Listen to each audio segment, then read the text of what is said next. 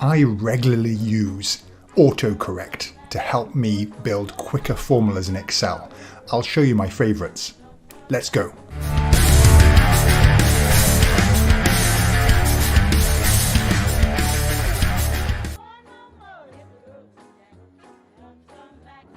In today's video, we're going to take a look at how you can use Excel to create random values.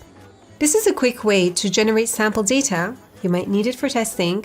You might need to share your file with someone who shouldn't see your actual data. I'm going to show you different methods, including a method that generates random numbers without the numbers repeating themselves. Pick the method that works best for you.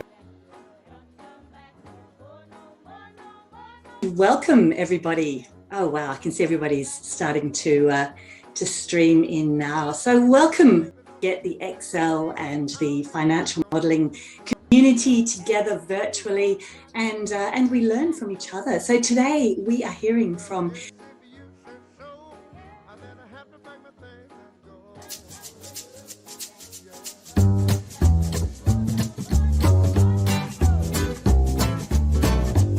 if I wanted to just print the data. Since this is a long set of data, or at least longer than one page, I have some things that I want to take care of. All right, here's a weekend challenge. Can you sort one column in a table using a filter without sorting the others? Hey, welcome back to the Mr. Excel Netcast. I'm Bill Jelen. You know, one of the things I've been doing for 8 years or so is trying to answer questions, Excel questions on Quora, the website Quora. I've done it enough that they send me probably 2 or 3 emails a day. Now,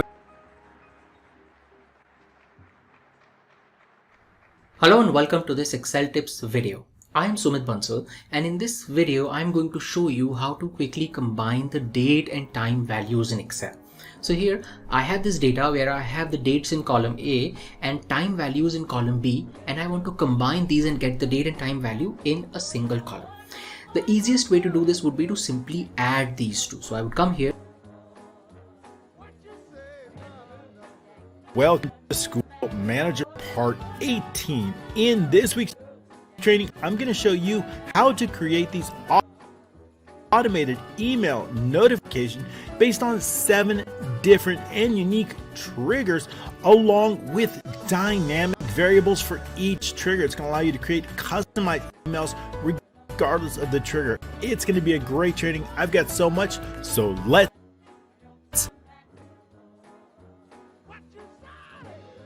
in the house of Saudi Arabia, Microsoft Excel and Power Platform Meetup.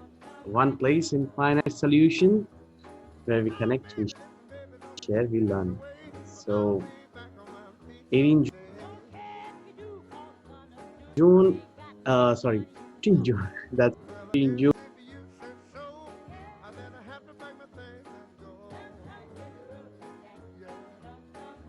Discussing or showing 2 Excel functions. One is the future value, and the other one is the number of periods.